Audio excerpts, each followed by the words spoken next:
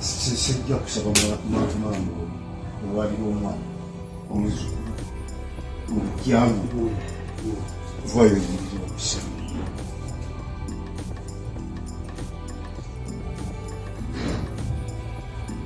katangaze vayo yingira wali owulira nga tosobola kuyimirira nga tukola ekiddako okole ekiddako kubanga kaana atolwenda asazeewo taata yasazeewo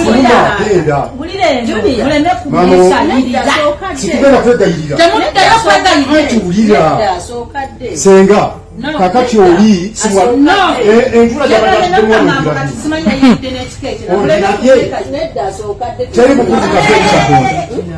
teri leka kubikkirira mu kakati mama wabana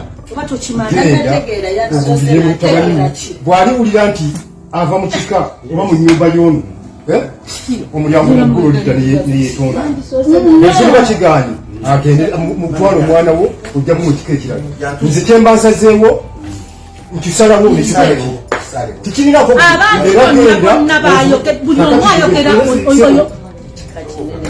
ekika kinene tuli bangi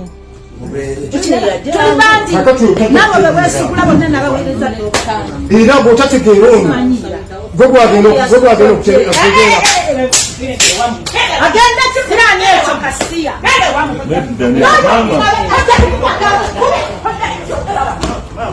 mama muleke mama mama muleke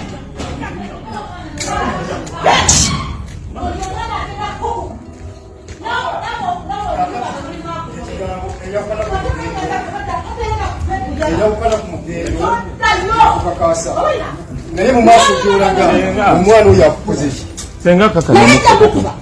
okujjako nga olina ekirala olina olujja olulala n'olumuwamu naye bigenda kujja nga bijulira aluwa bive ku oyo nga bijulira kika naye osanze obuzibuatukuze n'ekika kinene okitegeera oyo baana bamupata hamu namupata ne Yasini birina ebifaananyi owulira nga byetonda kusaba zino sirowooza lwaki akoze bwati ebigambo byeyogedde abadde mu ntebe yenanga atuddaaki baganda basenga bahaamu oli kino nze yabadde ne senga wa mwanyina wa haamu tatusombowa akasiri akamu kava ku nyumba tetonya omwana gwotaza tetaba gwoomwana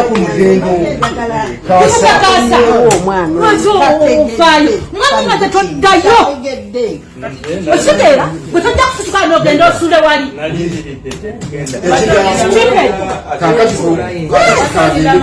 kamukuba kuki agezeeko siranje oli muto omwana mwetowaza kitaawe kinamukwatako abambagama yeyogeza katamba tamana ebikolobero byakoze yabadde tayagala bulamu ali mu ttaka era mu kika abaana bakateekawo ebikirwa nagabaani oyombweyo kasiya tokulira buli gwe kikwatako yenna nti ava mutuba gwalwabo tokulira oyo era kopi tujja ziweerezaako ne poliisi kigambye kiba kya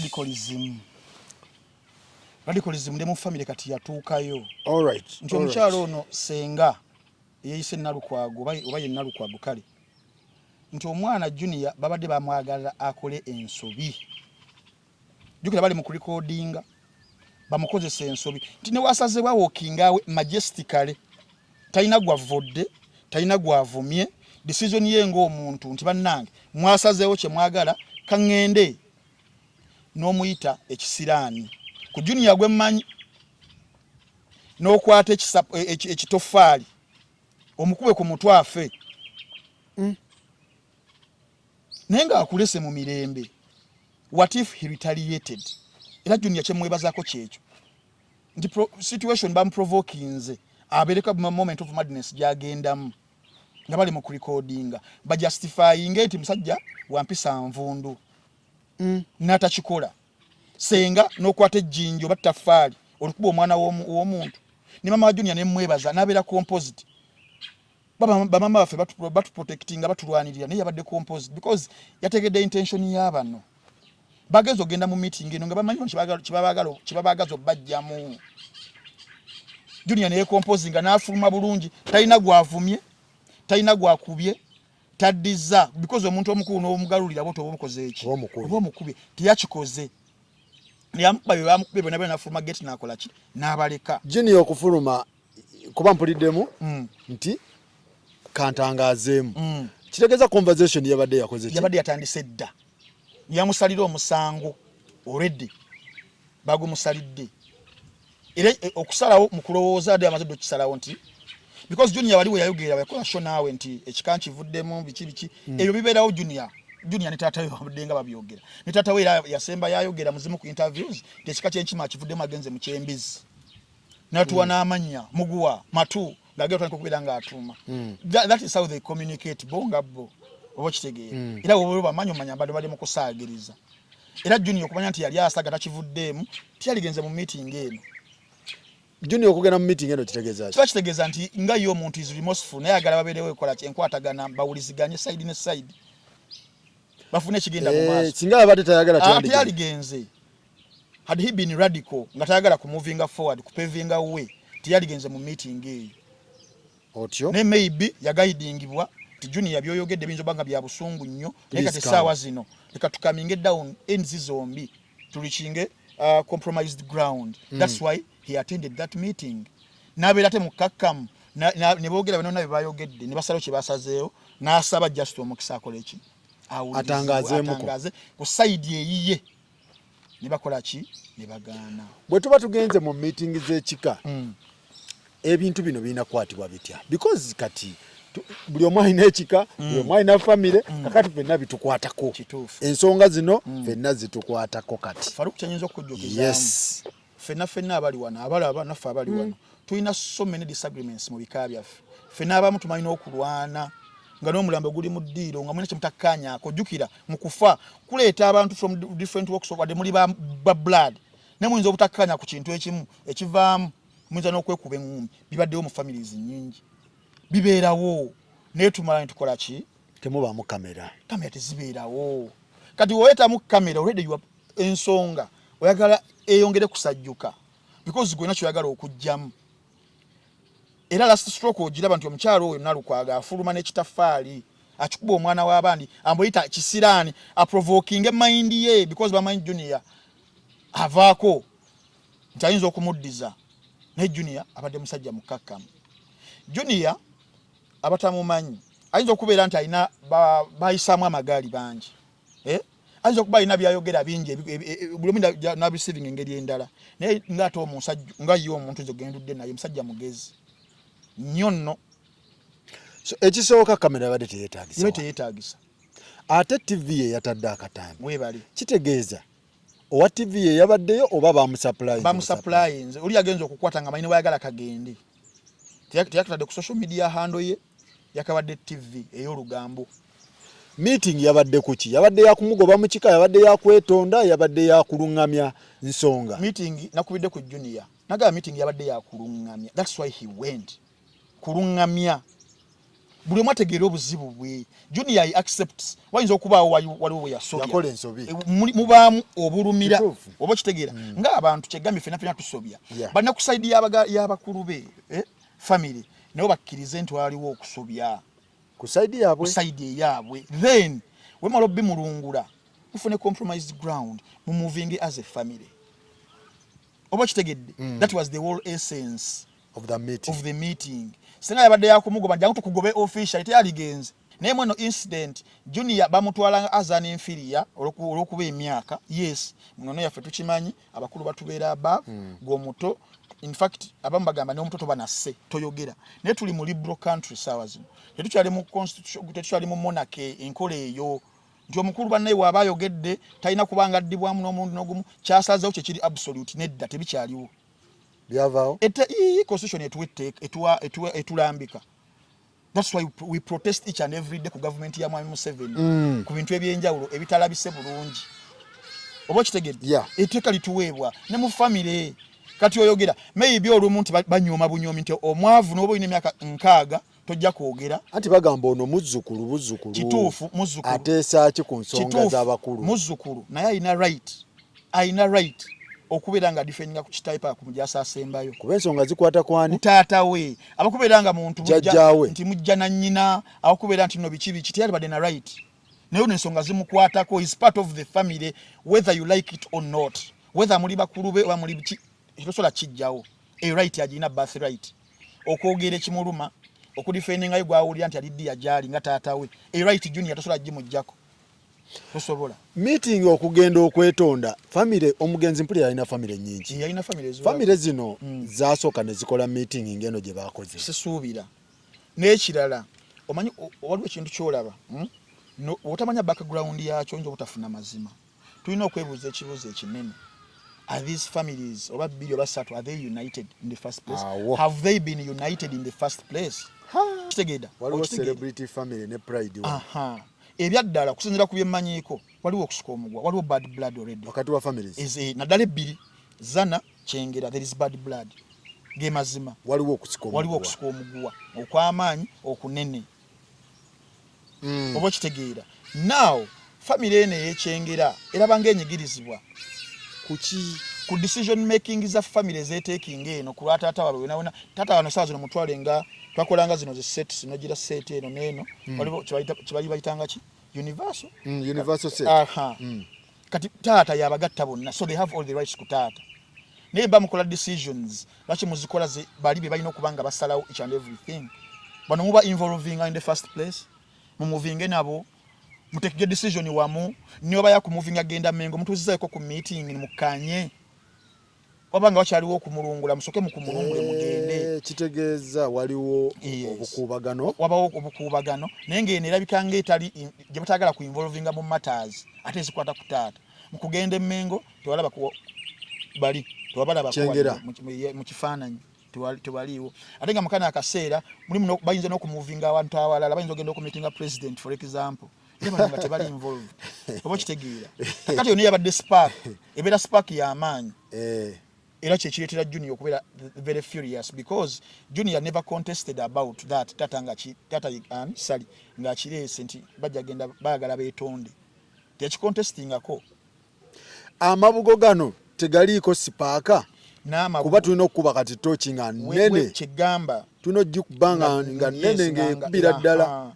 mulimu ffe aba public yo betakola ki byetamanyi naye webuuza ku family members bamuli mulimu na issues ng'ezo waliwo okunyigirizibwa economically okunyigirizibwa waliwo kuba nzijukira waliwo omukyala eyavaayo awo n'agamba simanyi omwana wange saafunye ku mabugo simanyi wabiraba weebale omwana mulwadde amaaso biki tewampaddeko weebityo bibadde nga bijja naye ebyo bisuubirwa ate kirungi badde babisolovinze bulungi naye kati essaawa zino ku mata eyo eri very delicate okubeera nga input ya family Kyengera teri considered kiruma kati omugenzi kuba mpulidde senga agamba nti omugenzi taata we yali ajolonganga abantu bwe yabajolongera bano baali luddawa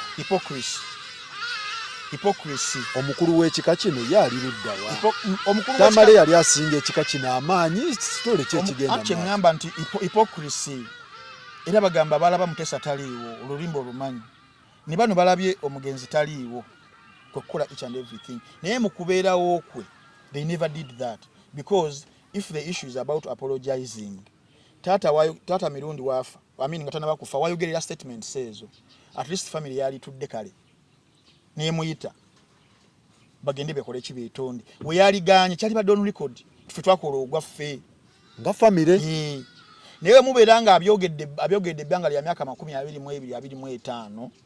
22-25 nga musikitegeeza you endorsed, you were okay with them maybe omugenzi bwe yayogera you were okay with them because you never came out okubeera nga musiikinga okubeera nga muwa position mwenga family esaba zino kyemuli mu kubanga mukola mu bufuubwe nti amaze okubeera nga afa naye ekibuuzo ekikulu fumiitirizaamu fe abakkiririza mu mpewo olumu singa omugenzi azuukira saawa zino abeera ku saidi yani eyaba nabagenza okwetonda obola mutabani wali mu protecting legacy ye ekyo kibuzo nkirekedde balabi esaba zino taata ali proud of who gyali gyawumulidde olowooza ali proud of who ekyo kibuzo nakyo kirekedde bantu okusinziira kitegeeza abakulu b'ekika baali balina okukola omulimu guno ng'omukulu ono ajolonga abantu baba nga bakikkiriza nti kituufu yasobya abantu yajolonganga abantu naye temusobola leka muntu myaka 2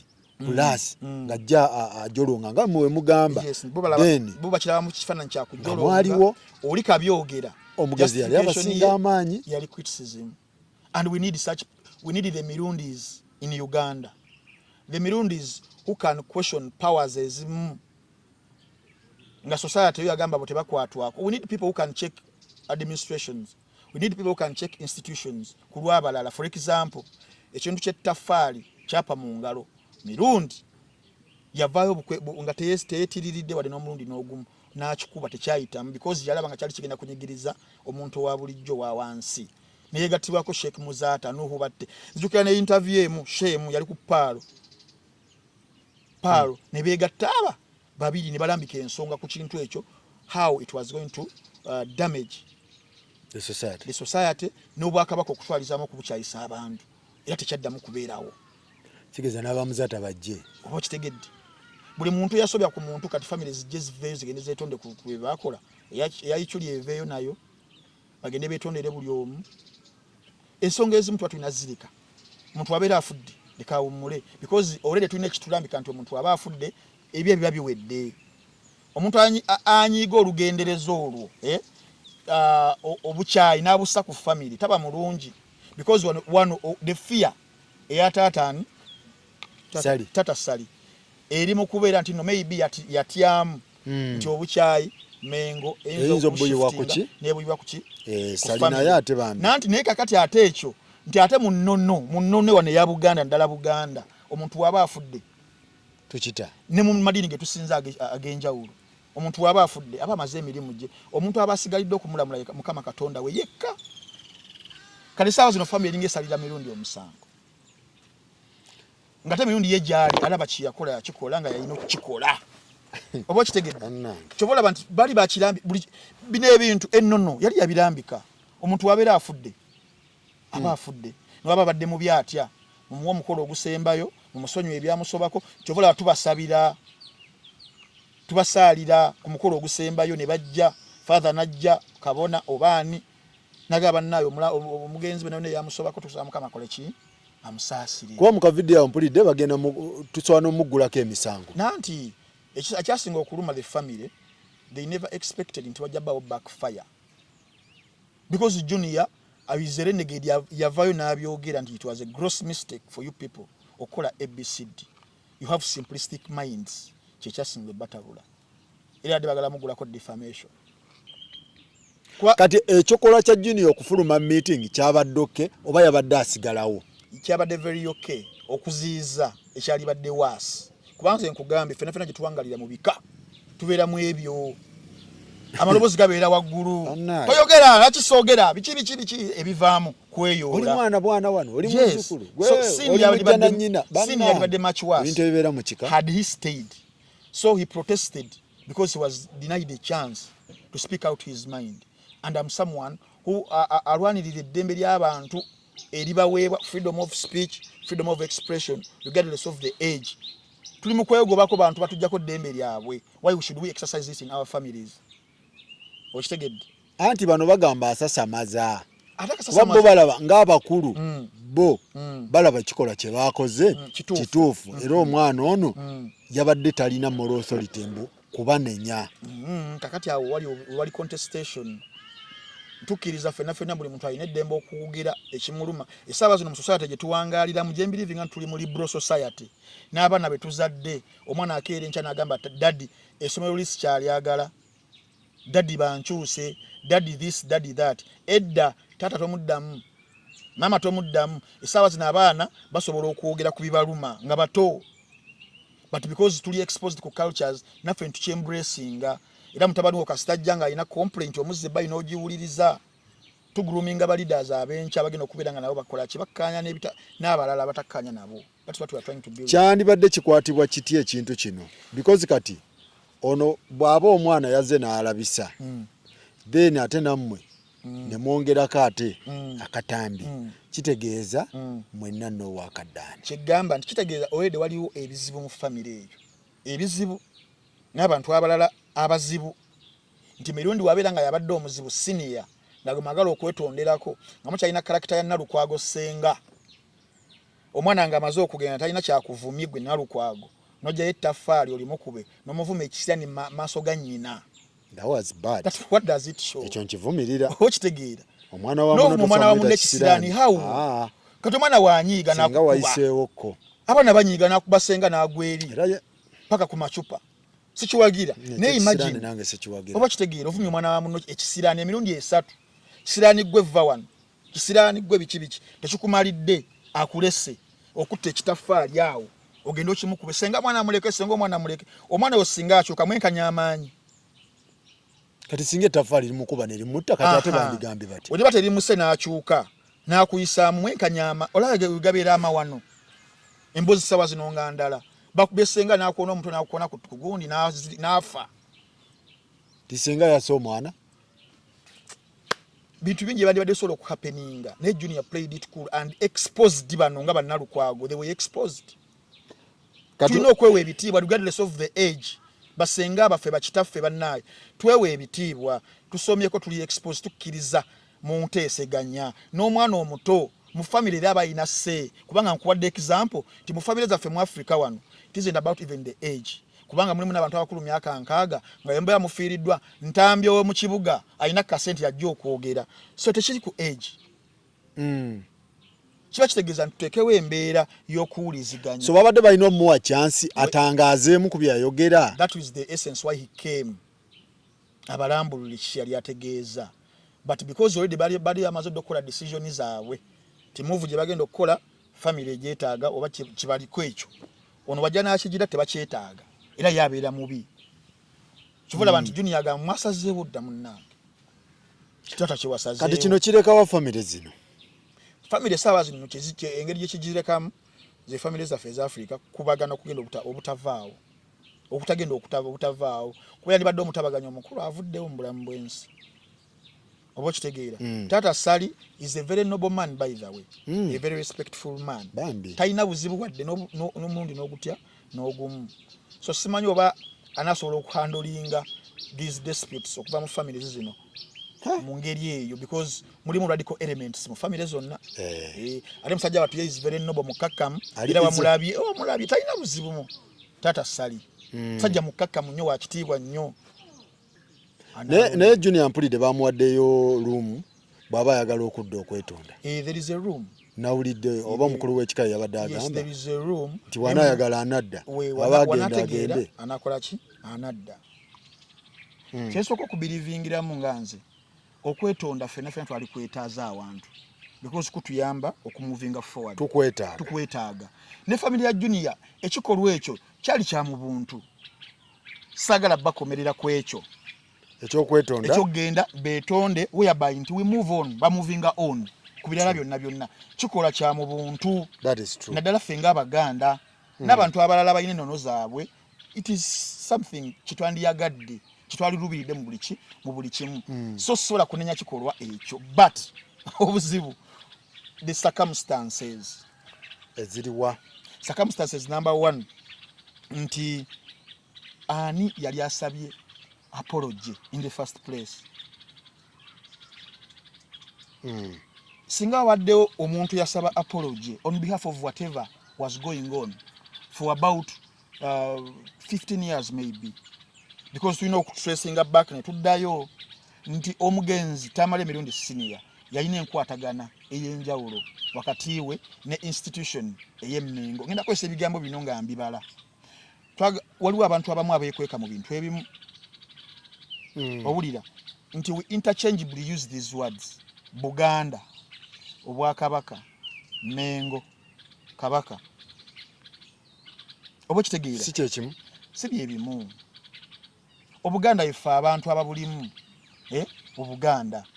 musajja muganda biki obuganda okitegeera then Mengo ye administration gundi office etwala the kingdom obwakabaka so waliwo n'obwakabaka bwennyini otyo oba kitegedde kati Mengo yekola kwa administration erudde ebbanga nga kyekola kati wenfuna obuzibu n'omuntu w'Emmengo ali mu office yali appointingibwa nenfuna obuzibu naye obwo mu buntu obuli personal wabeera yewozaako mu bantu ayogera ebigambo bino Ntambi yalumbye obwakabaka Ntambi yalumbye obuganda Ntambi tayagala baganda oba kitegeera naye nga obuzibu buli personal nze n'omuntu maybe oba wa land's office mu office eyo oba kitegeera nkuzeeyo emabega okay nti Tamale Mirundi senior the deceased era nga yatutuuzizaawo nokubanga tudisikasinga buli kimu yayina enkolagana eyiye ennungi wakati we ne Kabaka for example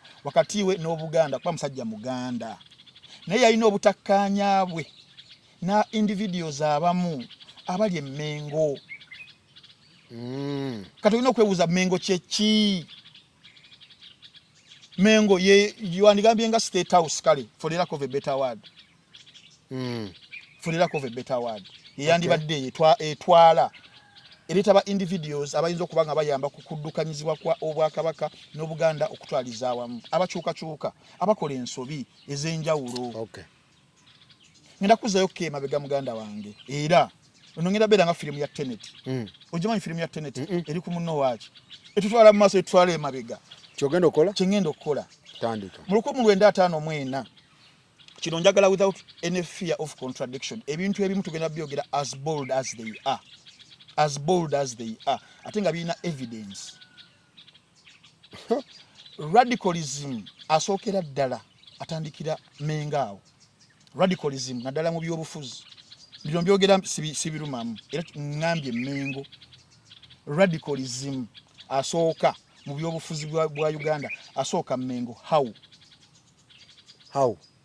one we twali tumaze okusayininga agreement y'olwenda gye muyita 1900 Buganda agreement Buganda nga yo eyawamu ne Mengo ejiyamba okubeera nga etambuza administration gundi zaayo yayagala yebere nga yetongola nga yo mu agreement y'olwenda yetongola ebere state yaayo ku bwayo that was the time nga tuli under the British protectorate nga ibo abalala bagala Uganda efuna obwetwaze nga ye yawamu yonna otyo obo kitegeera tutambulire wamu era mistake yasookera ddala abazungu tebali organizinga nnyo Buganda mu pronunciation they were pronouncing it as Uganda okay era linya litandika okubeera nga likola ki nga lireetebwa bakola legislative council 1922 Buganda nesigala nga ekyasaba Buganda negamba singa tukola legiko powers zaffe ze mwatuwa mu ndagano y'olwenda ziyinza okukola ki okuvaawo legislative council emaze okubeera nga ejja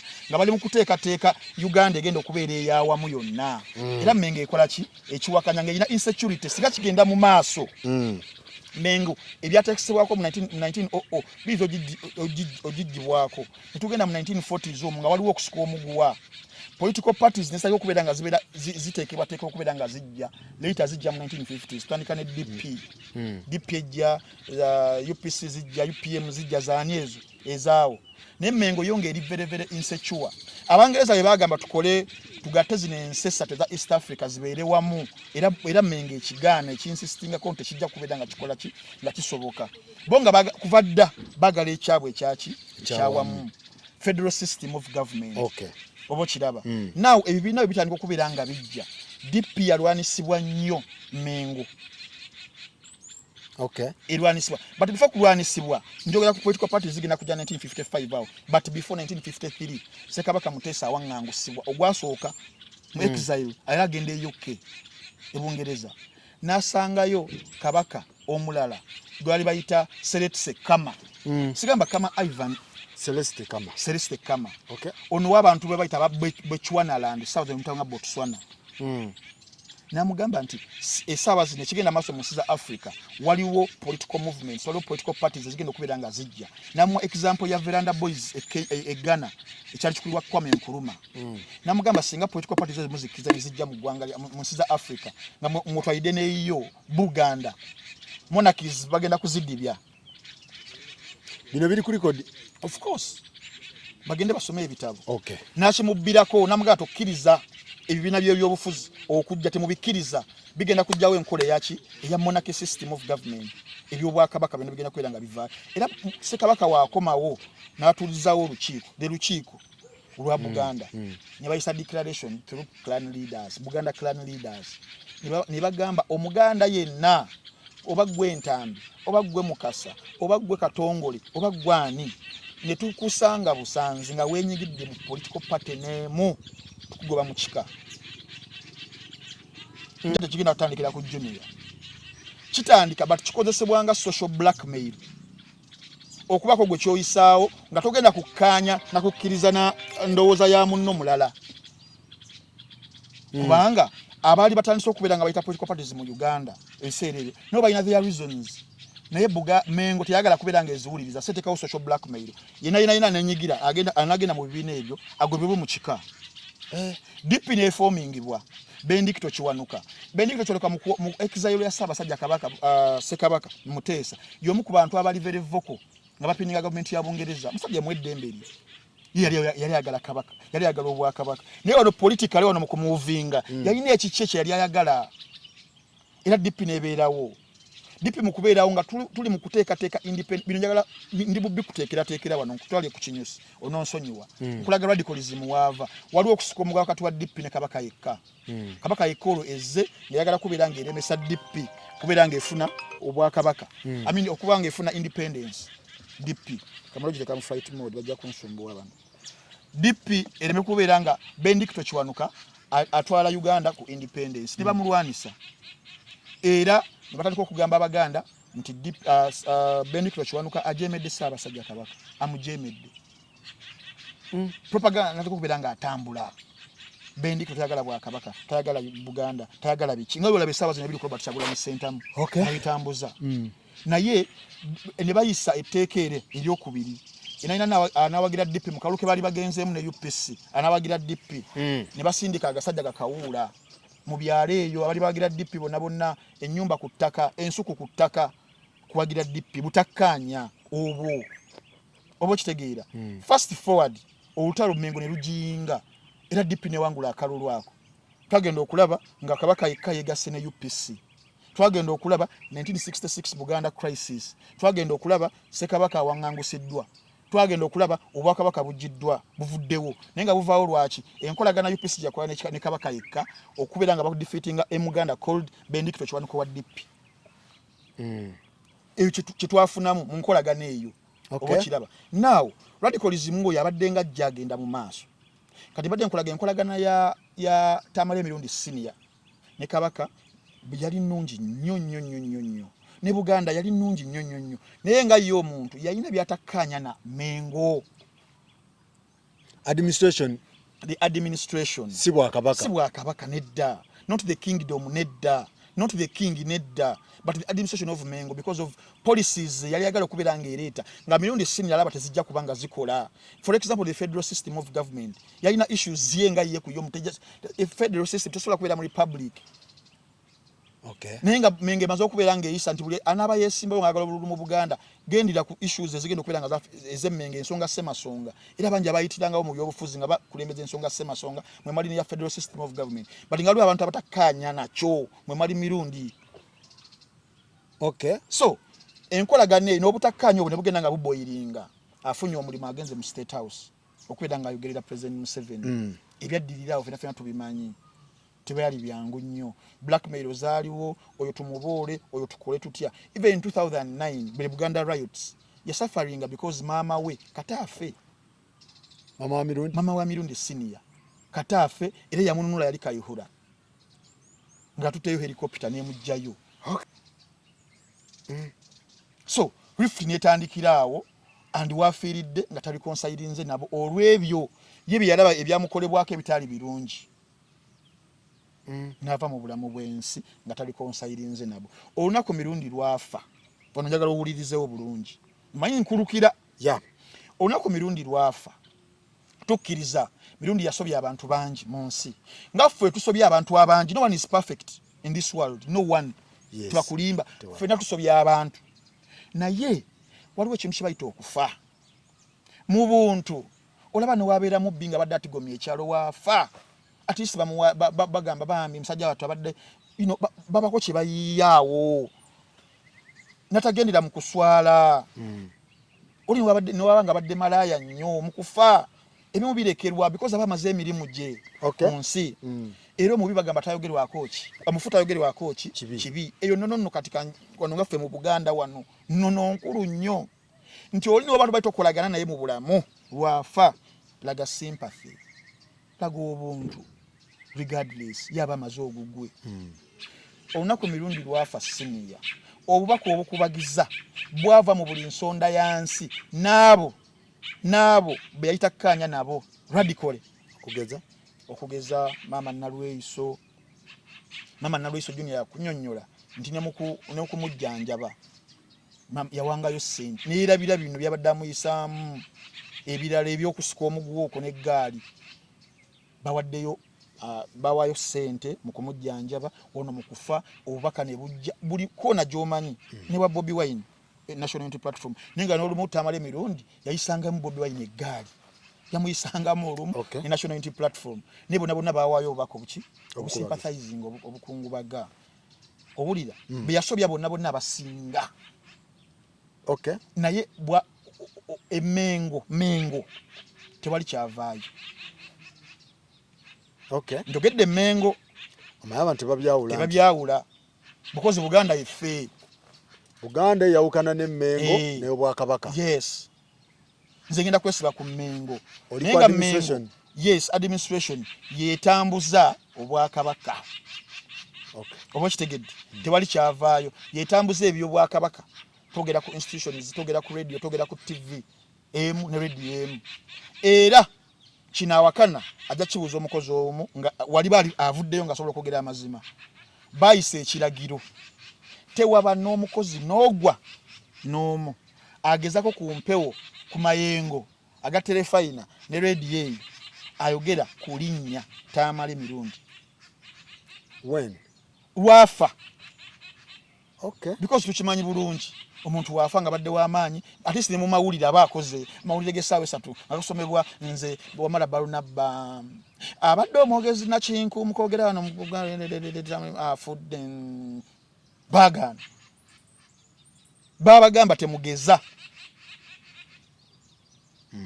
ne woba oyogera bwogezi nga kikusimatuse ngoyagala kugamba nti Tamale emirundi emeka gyayinza ashogedde Tamale oyinza okugubwa ti mirundi noba oyogera ku mirundi Abudunensiya ow'Eggomba kyaganibwa so tewaliwo any sympathy whatsoever from the Mengo towards the deceased yali afudde naye nga ate wulira kano mu nnono yaffe mu Buganda wano tugamba ate nga beba custodian b'ennono omuntu abeera afudde laga okunyolwa regardless of each and everything okita laga ki okunyolwa tebalaga kunyolwa now netugenda ku Kinyusi awo nawo nankuzimbidde background ekinyusi tuli ku church yali church ya Bunnamwaya I think mbaserabidde tata Sali na proposing n'agamba ayagala funeyo olunaku agende wa Katikkiro yetonde ku bya mutowe okiraba tata Sali mukulu wa mirundi yes era yasikira tata waabwe si abadenga tata we wano era yalinyanga jjajja wa Junior mu mbeera eyo okiraba n'agamba ayagala kale ekibuzo ne kyebuuzibwa what prompted him okwagala okusikinga okwetonda ng'ate akoonye ku Mengo yokka for example onule naye ng'ate mirundi abadde social media w'ommonga oba media w'ommonga awakudde kanstwale kuwakula court in court wa mu justification ya mirundi yayinza okuba nga teyawakula nga teyavuma nga yali opinion ye kwebyo ebintu omanyi olumu fenga abantu waliwo distinction is a thin line between an opinion and an insult. I can make an opinion and criticism ku kintu nga tekiri mu favor yayo ne bakidiminga nti mbanvumye mbanzivodde nenga nze opinion yange. So tata Sali muri mu church asaba ki? Asaba gende asaba funa yo lunaku Katikkiro amukkirize yetonde kulwa omugenzi si ye kulwa omugenzi. Gwe n'obuuza what prompted him amongst all Tamale Medicine yabe yasobya Bakabushenga Balwabogo Bannalweiso abayitirivu Bannakalema ne balonda yani mwebaze balonda yenga ye yalabanga bonna alina kukola ki kwetondera Mengo olw'omugenzi. Ebibuzo ebyebuuzibwa wano omugenzi yaleka alina wakirambise nti bwe mba nzisizza omukka ogw'enkomerero mugende mwetonderenga bennasobya oba in specific nti abantu temubeetondera mwetondere Mengo yokka because he has been specific ku Mengo nti katuli mu kwebuuza bibuuzo what prompted okwetonda ku institution ng'eyo ebadde teyagala musajja nga ne mukufa kwe twaligambye nti bano we bakastodiani b'ennono ennono yaffe mu Buganda erambika bwetu ku muntu afudde tebakikola. All right. So what prompts you to seek forgiveness ogende wetonde ku lw'omugenzi oba kitegeera mu kusooka nakugambye ekikolwa ekyo si kikola kibi ekyokwetonda kikola kirungi era tata sali kiyakola sola kubeera nga nkikola ki tukikubamu naye twogera ku the circumstances na lwaki tuli mu situation bweti ey'okutuuka okugoba omwana mu kika omwana ku sayidi ye nga abadde ayagala protecting legacy ya taata titaata bano abantu bamuyisa bubi n'ensonga nnene oba kitegedde tugende maaso yes taata bano abantu bamuyisa bubi baali tebamwagala ne bano ne mukufa ne bagaana at least okuteekayo anything bano bantu nabaki kati lwaki tuba tubeetondera mu bantu bonna. Taata salya nti kwe kusaba yeetonde ndowooza ng'alabye institution teri happy tekubye tatadde ekirango tekoze eki naye gangwaye institution yaka teri happy katwetonde taata kwe kusaba ki okwetonda awo tukkiriza tuwawotiki oba kitegedde tutiikingawo kati bye tugenda wali ku institution nti wakiyo mu kufa kw'ono nga yeerambika ennono teyekola ki tewaayo ku sympathy netulekawo x wrong, it was wrong because mu kino mulimu ebituufu mulimu n'ebikyamu kinjagala abantu bakkaanyeeko ekyo mulimu abasobezza mulimu n'abalina ensonga nga zo zirimu eggumba tulina okuziwa amatu oba kitegedde junior okuvayo nga junior eyatuumibwa erinnya Tamale abadde ne taatayo mu mawulire muno akaseera ka myaka nga 7 ku 8 taata abadde amubuulira ku nsonga ez'enjawulo naddala ku balabe be kankuzanyire ka video kano ononsonyiwa leero njagala tulambike bulambisi tulambike mukko baba ensonga zino nnene erinnya lyange nze Ntambi nkuba buki Ntambi wulira wano to apologize, then you are guilty. Never apologize. Munso gamba musole kibinyo. Tova gwe to apologize. Jakalo muganda je wanga ngambe mu bomu tayimbwa mutu. Apologize? Is there when I'm mad? Is it where I'm possessed by bombe? To apologize means you are guilty. Tova gwe bya apology to byagala bomu. Jakalo ndo bomu kulu ekika kyenchima. Oba government we to bomu tayimbwa mutu. To apologize for what? Bomu tireo. Okitegedde tezirina bbeeramu ze bannanga abantu b'ebika bannaye temuleeta kamera temuleeta kamera mu bika ensonga z'ebika zibeere off kamera sikiwagira nze nga nze nange sikiwagira kubanga tewali famire ne babasonda bukyere kyero obo ne bakola birthday ne we bambaga era wabawa kyankalanya ogenda okulaba nga singa obutambi obwa famire butandika okuteebwa mujja laba famire z'abantu wano n'ekirala waliwo abantu abateesa naye omanyi lwaki tufuna obutakkanya n'abantu ebirowoozo by'abantu abantu baba ku subject matter kati junior abali mu mukonjera bamuleetako n'ebiri ebyemabega ebyabalala tubeere ku kino ekinyusi ne luli wakola bwoti ne bwoti ku gundi lulina ovuma subject eri ku kino ekya apology okuva ewa famire gyenzikiriza nti nno teyalina buzibu but no naye ayagala protecting legacy ya taata tumuwe platform to express his opinions kubanza kyenabadde saategedde babadde beetonda nga beetondera owekitiibwa Charles Peter Mayiga babadde beetondera kabaka wa Buganda babadde beetondera Buganda Kingdom yonna n'abantu ba Buganda babadde beetonda batya era bwe baba babadde beetonda bandikikoze batya kutuula nga family ne bakola video ne ba sponsoringa ne bateeka ku ma TV ku radio nga family oba ne balumba one by one. Kyandibadde kirungi nnyo bona basooka ne beekola mu kulowooza okwange nga family meeting okukkaanya kwekyo okwetonda nako kulungi kwa mu buntu era sikuwakanya nze nga nze okwetonda kulungi naye musooke mwenga mmwe mwekube mufuna opinions then ebyaddala mufuna compromised ground. Yes, ne Junior atuuka n'akitegeera nagamba okay taata oba otobogambye tugenda okwetonda naye tukireese ABCD ne muteesa. Yes, let all parties zibeere involved zifiiringa nti ono muntu waffe tugenda okukolera kino mubeeko bye mukkaanyaako ne mutakkaanyaako. Junior can be convinced otherwise and he can also convince elders otherwise. I think we have those. Yes. So meeting yalina okusooka okujja maybe Danieno twalabye okusajjuka twakyali kyakuzza kwonoona bwonoonyi wedde byayonoonese. Yes. Tugende wa Edrisa Musoza. Wayi Edrisa Musoza yagambye nti Bobi Wine yakamubba ennyimba mmeka? Bbiri. Yamubba ennyimba bbiri.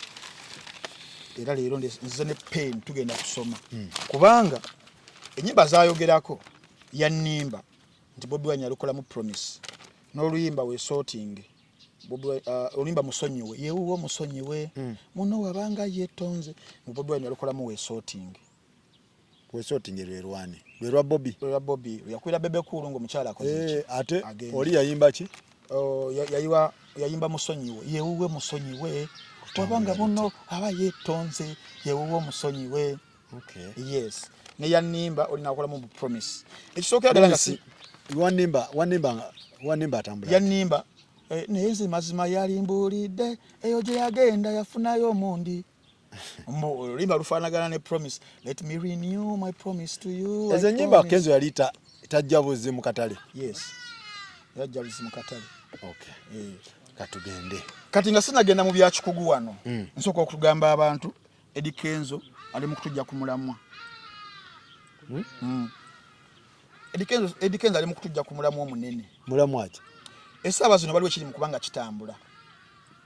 Ekyomusajja omu yakwatibwa mu ggwanga lya America eyayamba ku bastars bonna mu nsa cross okufuuka kye bali era ng'akazita essaawa zino kali ku bantu babiri mu Africa nga n'owookusatu abadde ajja ye Musuuza, kali ku Burna Boy e Nigeria, kali ku Diamond Platinum yakoze n'interview olunaku olwajjo e Tanzania wano yakoze interview Diamond Platinum n'agamba ye ebya Didi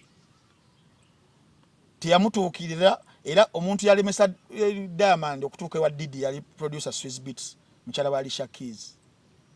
Buli muntu kati essaawa zino mu Africa ali mu kuvaayo kunnyonnyola enkolagana ayo ne Didi eriwa yaliwa olw'ebintu ebingi abamu bye baatuukako nga ssaawa tenaakubanga etuuka ne Didi's influence.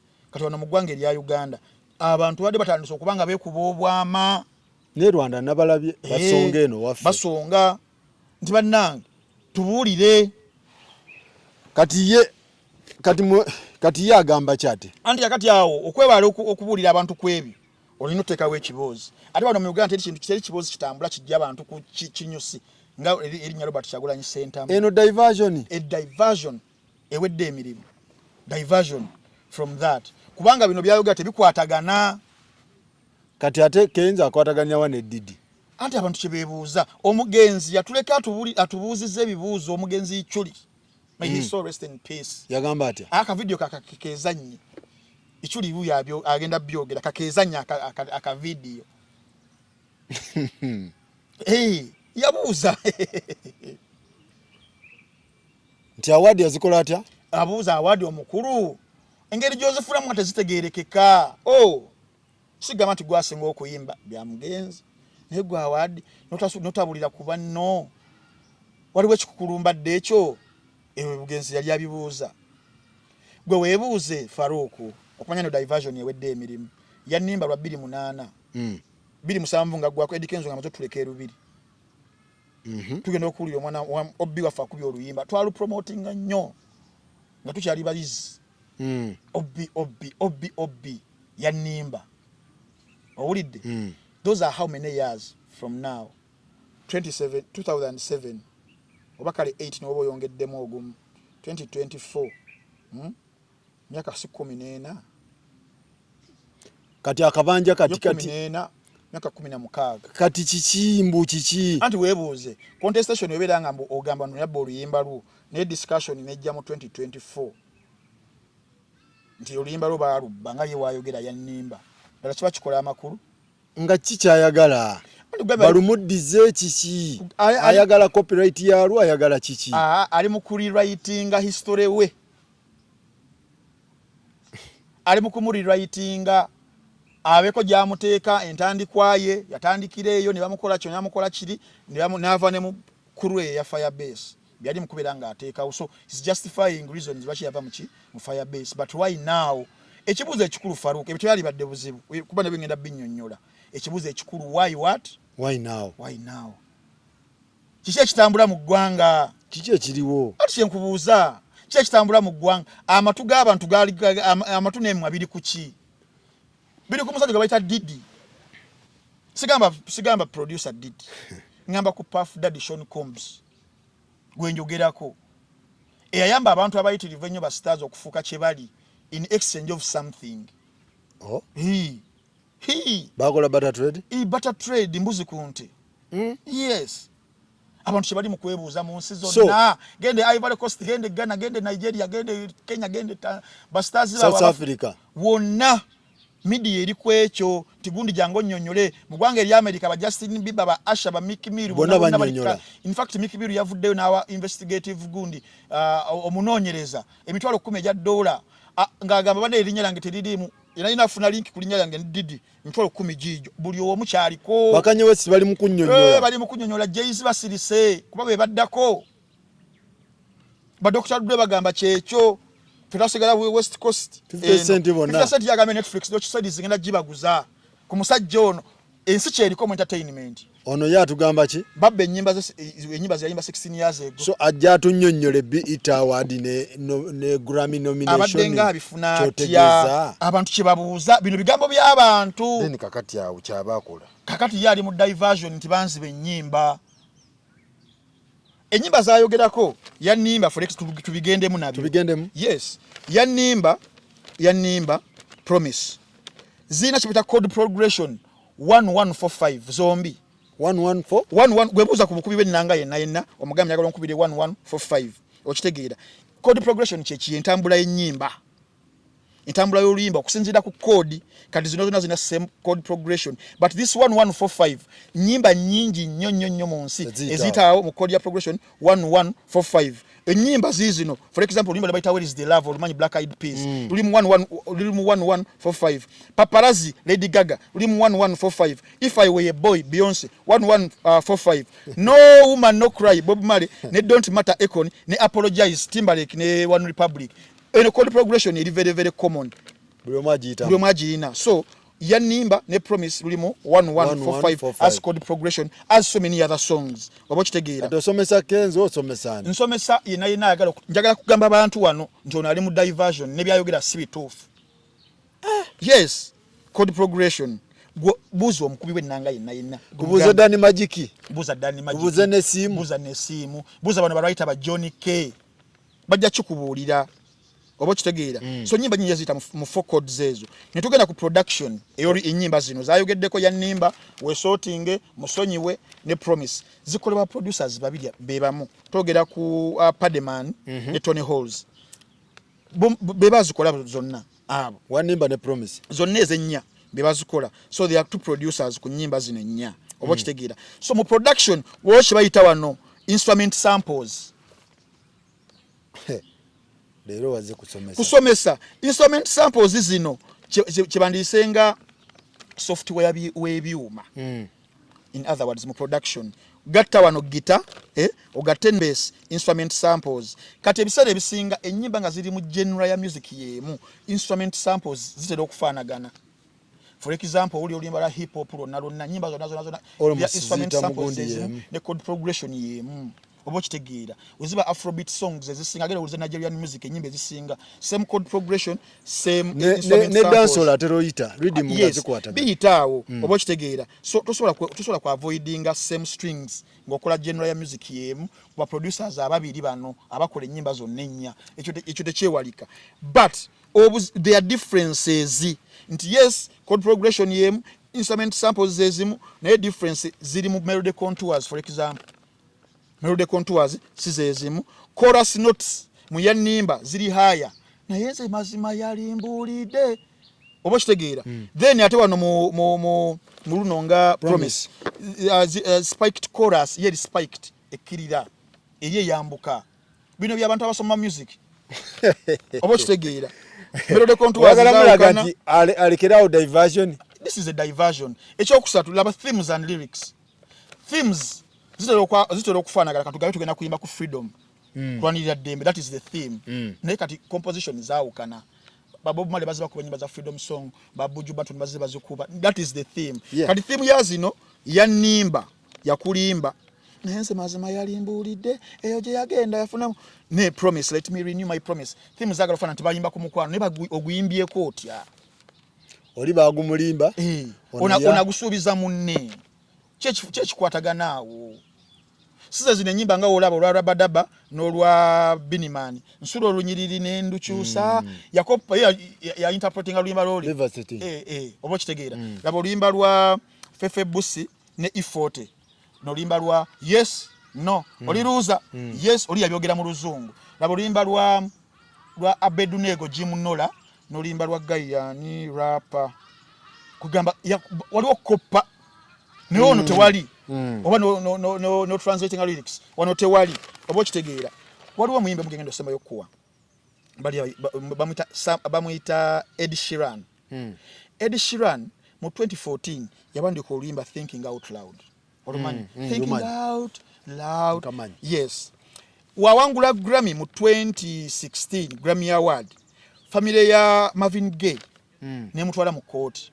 nti oluyimba lufaanagana let's get it on 1973 ne bagenda mu court ebyaddala era mu copyright cases mu bayimbi gwe kukyasiza okubeera ogw'amaanyi how omusajja najja edition ngali mu kaguli kaba witness najja ne gitaaye najja nayo n'atandika bakubira chord progression ya thinking out loud nabakubira ne chord progression yachi ya let's get it on nga zezimu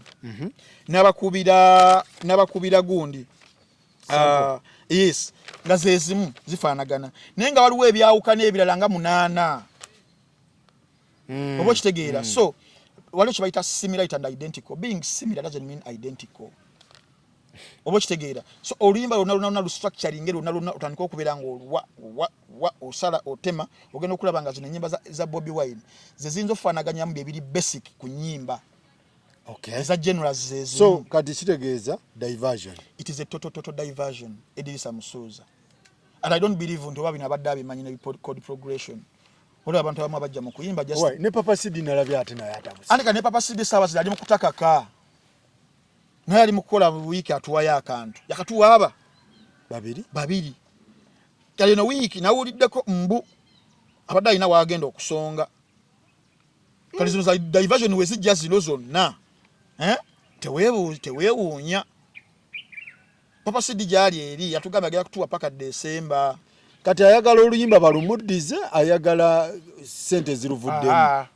talina kyayogera ku ebyo nkugambye wano family ya Marvin Gaye yawabira Sam Smith nga kyebaagala bafune sente president wa federation obo kitegeera naye oŋŋamba tababba oluyimba biki tolinawo oba litigation yona yona toyagala bakuwe sente oba oyagala bakole batya oyagala bakole batya wano teyali mu kesi muno omukyala oli mu Cameroon gwe nakugamba ku bya publishing rights ng'oli omukyala ayitaga sente because copyright ekibeerawo oli gwogamba nti original composer abeere ng'afuna nti wabba ekintu kyekiyiiye yebeera subject munayogera bwogezi tebaliwo anywhere wagambye kati YouTube tesobola lwaki teruskayo byetwogera kuba YouTube weziraba nga zikwatagana ye ezisikayo kituufu olagu nti balujjayo ola gravity yali akube mu kiwaani oba kitegeera bwana Kenza atakoza so okikugira kyegambye nti ono ali mu diversion atujja ku nsonga enkulu How did you get the awards, Mr. Eddie Kenzo? How?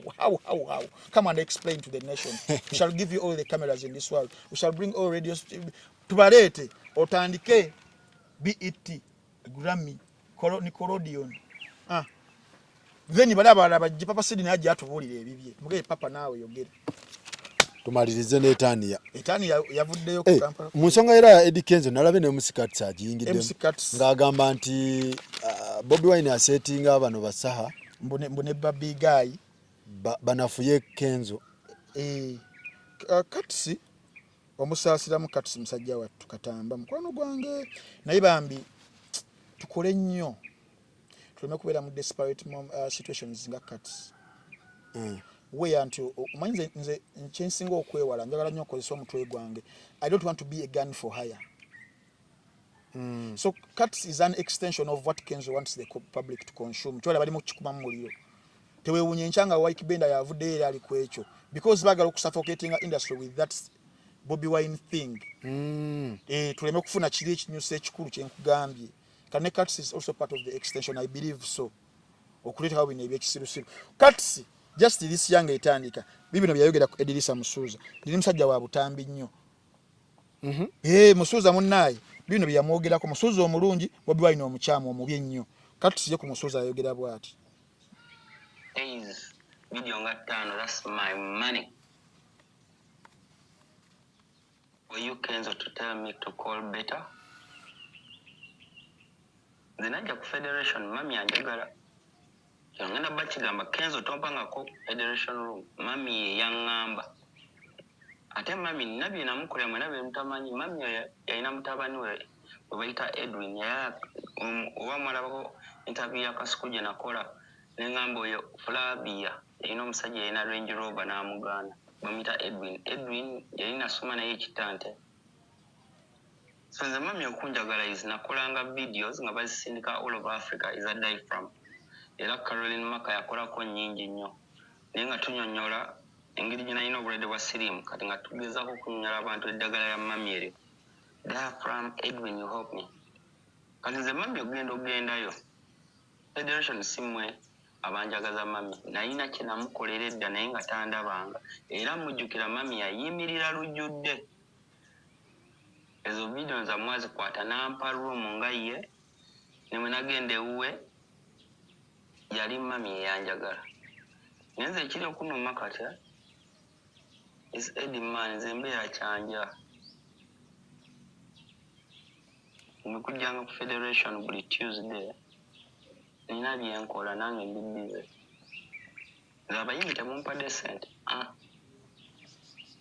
Yoyo Katambaawo byebyo birungi byayogera ku Edilisa Musuuza munnanga aye tugambe eki kati bano bali mu kidiversion kyabwe era bagenda kufuna ba bloggers aba tewewunya week eno Papa Sidini wabada tusubizaayo akantu nga Bobi Wine Eddie Kenzo olutalo le bagala kati Etania yali kuki Etania yabinyise mu nsuwa ate Etania naye wa badi njukira wali energy radio era byabeeramu ate kati nkomyewo ekisookera ddala waliwo ebintu ebimu mu ggwanga Uganda nga twali oba tetunakubanga twetekera kimala ku byembracinga ebintu ng'ebya reality TV shows wano.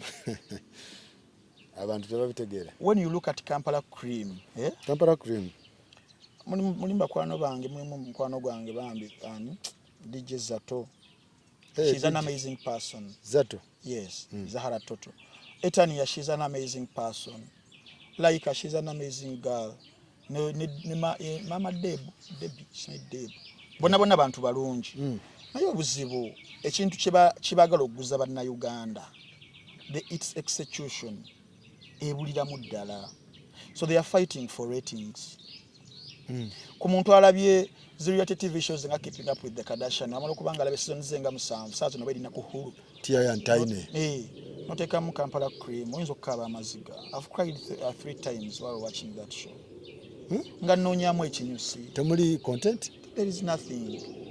Yes, twagala okupushinga abaana baffe, twagala okupushinga content wa Uganda agende, but ebyadda tulina. Ekintu kyabwe kyali kuki? Kubanza search follow. Tewali there is. Bali kuki abantu. Tewali, it is not thematic. Olaba those gundi is a reality. there is thematic. What about keeping up with the Kardashians? No jiraba about their family and stuff real. Yes, what about chintu chibakuzanyiranga kya ddala. Bano ba fakinga. They are faking a lot. There is coordinating. Season esooka gundi yasooka okuddukayo n'omwana Gloria. Baby Gloria. Hey. Oba kitegedde. N'agenda because waki yagenda? Because yalabanga there is a lot of scripting ng'esusse. Fakeness mungi. They are faking a lot. Everything is being acted. Reality TV nga wekigambo reality TV show. Reality TV ate ba faking faking. Yes. Script ebeerawo but ng'ebuildingiddwa ku kintu ekiri real.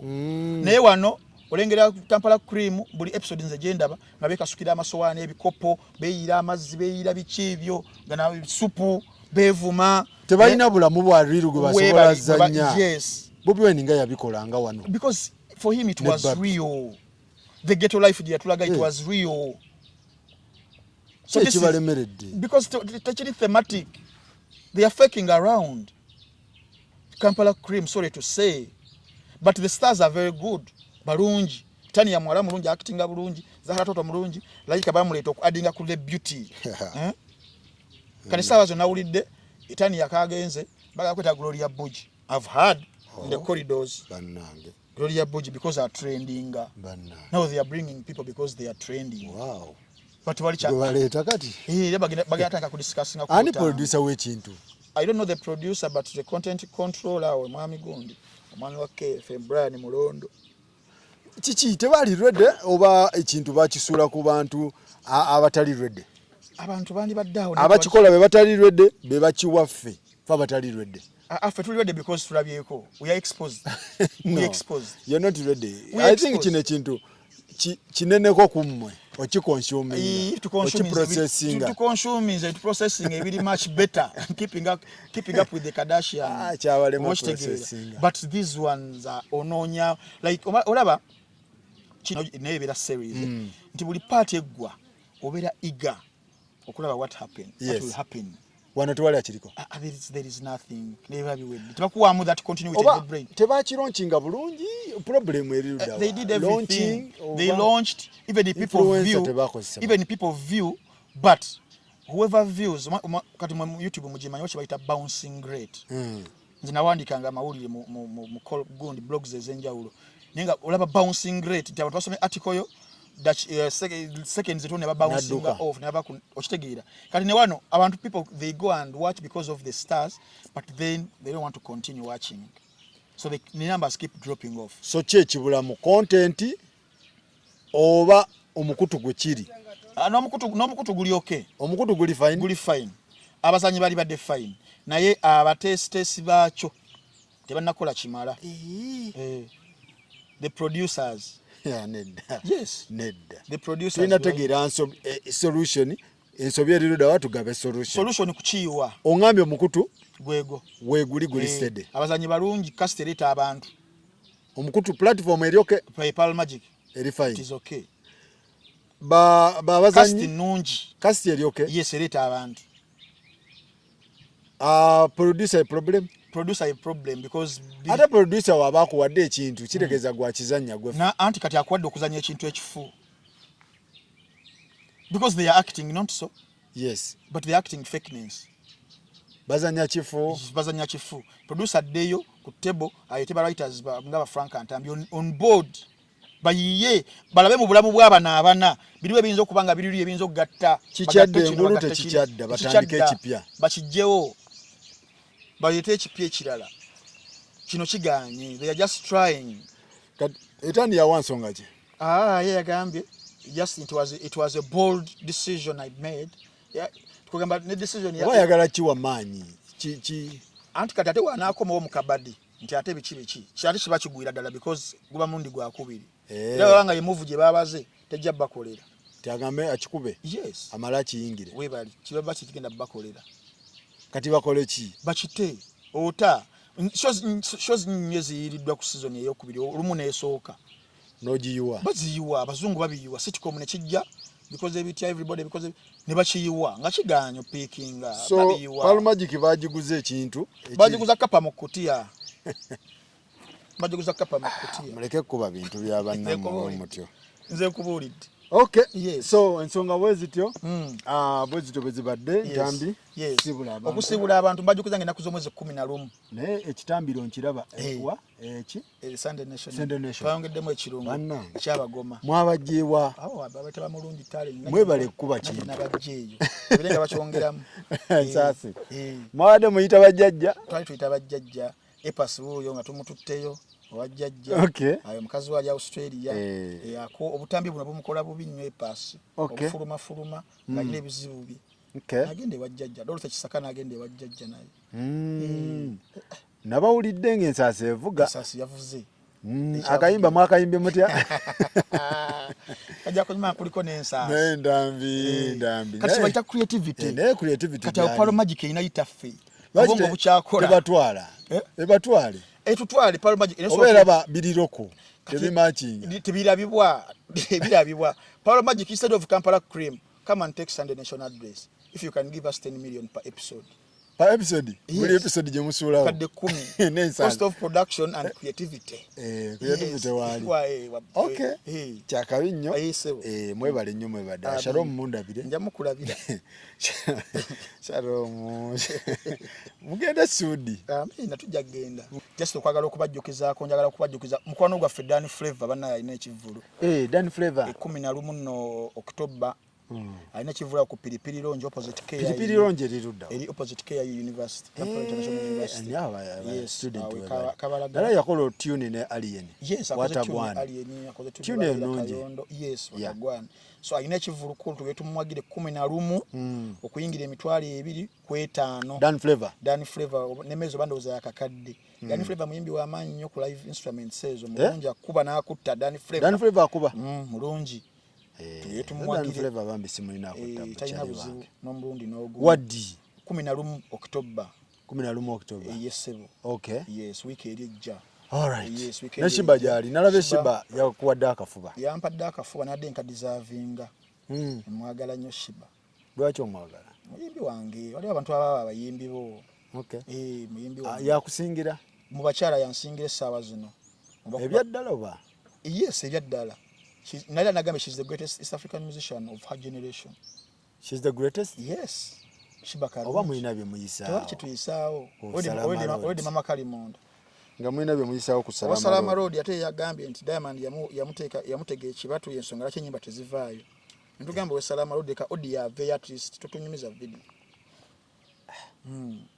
All right. Nine baganda bange Shiba Wanya October this Friday then ku Lwokubiri nga 8.